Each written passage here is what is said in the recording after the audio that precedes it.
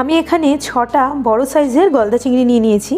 তো দেখুন চিংড়িগুলো কিন্তু বেশ বড়, মাথা ছাড়াই পুরো হাতের তালুটা কভার করে যাচ্ছে। তো আপনারা চাইলে এই জায়গায় অ্যাভেলেবিলিটি অনুযায়ী আরেকটু ছোট সাইজের যে বাগদা চিংড়ি হয় সেটাও নিতে পারেন, তবে অবশ্যই চেষ্টা করবেন লেজটা রেখে দেওয়ার, এতে করে কাটলেটগুলো দেখতে অনেক সুন্দর হবে।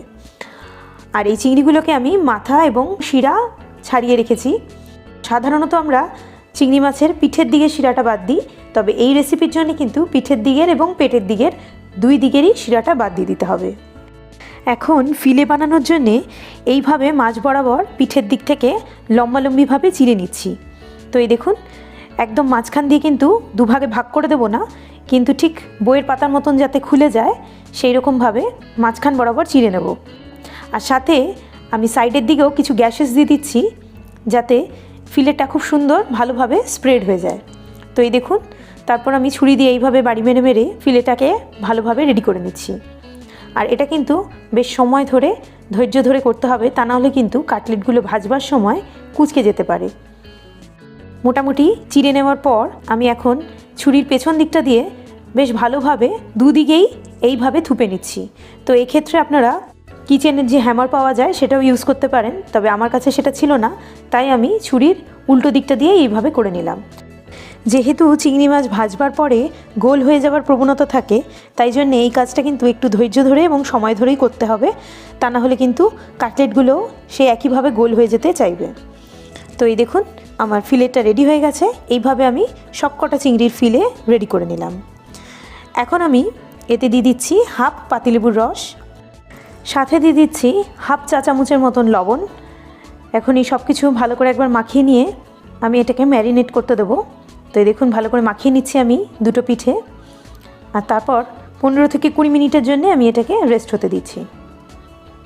সেই ফাঁকে আমি সেকেন্ড ম্যারিনেশনের মশলাটা বানিয়ে নিচ্ছি। তার জন্য আমি নিচ্ছি গোটা 6 রসুন, 1 ইঞ্চি মতন আদা, খানিকটা ধনে পাতা কুচি আর খানিকটা পুদিনা পাতা, সাথে দিয়ে দিচ্ছি 2টো কাঁচা লঙ্কা আর হাফ চামচের মতন গোটা গোলমরিচ। এখন এই সব কিছু ভালো করে বেটে একটা স্মুথ পেস্ট বানিয়ে নেব। তো এই দেখুন 15 মিনিট বাদে চিংড়ি মাছগুলো ম্যারিনেশন হয়ে গেছে। দেখুন কালারটাও অনেকটা চেঞ্জ হয়ে গেছে আর চিংড়ি মাছ থেকে বেশ খানিকটা জল বেরিয়ে এসছে। তো এই জলটাকে এখন ফেলে দিতে হবে। তো সেই জন্য আমি এইভাবে একটু ঝাঁকিয়ে নিচ্ছি আর তারপর এই ফিলেগুলোকে একটা অন্য পাত্রে তুলে নিচ্ছি। এখন মাছের সাথে দিয়ে দেবো বেটে রাখা মশলাটা, সাথে আরও দিয়ে দিচ্ছি হাফ চা চামচ লবণ আর হাফ টেবিল চামচ কর্নফ্লাওয়ার। যেহেতু আগে একবার লবণ দিয়েছি তাই এখন হাফ চা চামচই দিলাম। তো এখন মাছের দু পিঠের সাথে ভালো করে এই মশলাটা মাখিয়ে নিচ্ছি। তো এই দেখুন মাখানো হয়ে গেল। এখন এটাকে ঢাকা দিয়ে আধা ঘন্টার জন্যে ম্যারিনেট হতে দেবো। এখন সেই ফাঁকে আমি একটা বাটিতে 2টো ডিম ফাটিয়ে নিলাম আর তার সাথে দিয়ে দিচ্ছি 2 টেবিল চামচ কর্নফ্লাওয়ার, সাথে আরও দিয়ে দেবো হাফ চা চামচ মতন লবণ। এখন এটাকে ভালো করে ফেটিয়ে নিয়ে একটা ডিমের ব্যাটার তৈরি করে নিলাম। এই দেখুন এদিকে আধ ঘন্টা বাদে মাছটা কিন্তু ভালোভাবে ম্যারিনেট হয়ে গেছে। এখন এই মাছগুলোকে ব্রেড ক্রামসে কোট করে নেব। তো তার জন্য আমি দেখুন এখানে মাছ, ডিমের ব্যাটারটা আর সাথে ব্রেড ক্রামস রেডি করে নিয়েছি। এখন একটা ফিলে নিয়ে প্রথমে ব্রেড ক্রামসে একবার কোট করে নেব। তো এইভাবে বাঁ হাত দিয়ে সাইডের দিকের ব্রেড ক্রামসগুলোকে এইভাবে ওপরে তুলে নিচ্ছি, নিয়ে এইভাবে ফার্স্ট কোটটা করে নিলাম। এখন এটাকে একটা চপার বোর্ডের উপর তুলে নিয়ে আমি ছুরির সাহায্যে সাইডের দিকের শেপটা সমান করে নেব। তো ঠিক যেমন কাটলেটের শেপ হয় ঠিক সেরকম ওপর দিক থেকে হাত দিয়ে চেপে চেপে এবং সাইডে ছুরিটা দিয়ে এইভাবে একটা সুন্দর পাতার মতন শেপ করে নিলাম। এখন আমি এটাকে ডিমের ব্যাটারে চুবিয়ে নেব আর তারপর ব্রেড ক্রামসের সেকেন্ড কোটিং করে নেব। তো ঠিক আমার মতো যদি এক হাত দিয়ে ডিমের গোলায় চুবিয়ে নিয়ে আরেক হাত দিয়ে ব্রেড ক্রামসটা এইভাবে কোট করেন তাহলে দেখবেন কাজটা অনেক সহজ হবে আর একেবারেই মেসি হবে না। তো এইভাবে আমি দেখুন ডাবল কোট করে নিয়েছি। এখন একইভাবে চপার বোর্ডে নামিয়ে নিয়ে ছুরির সাহায্যে এইভাবে চেপে চেপে এটা শেপটা পারফেক্ট করে নিচ্ছি। তো এই দেখুন এখন কিন্তু এটার শেপটা একদম পারফেক্ট কাটলেটের শেপে চলে এসছে। তো এইভাবে আমি বাকি সব কটা কাটলেট রেডি করে নিচ্ছি। তো এই দেখুন বন্ধুরা, আমার 6টা কাটলেট রেডি করা হয়ে গেছে।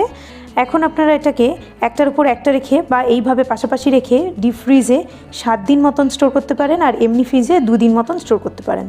তো আমি আপাতত এটাকে 30 মিনিটের জন্য ফ্রিজে রেখে ভাজতে নিয়ে যাচ্ছি। এদিকে ভাজবার জন্য আমি ফ্রাইং প্যানে দিয়ে দিয়েছি রিফাইন্ড অয়েল। তো যেহেতু ডুবো তেলে ভাজতে হবে তাই অনেকটা পরিমাণই তেল দিতে হচ্ছে। আর 30 মিনিট বাদে আমি 2টো কাটলেট বের করে নিয়েছি, কারণ আজকে আমি 2টোই ভাজবো, বাকিটা আমি পরে ভাজবো বলে ফ্রিজে স্টোর করে রাখলাম।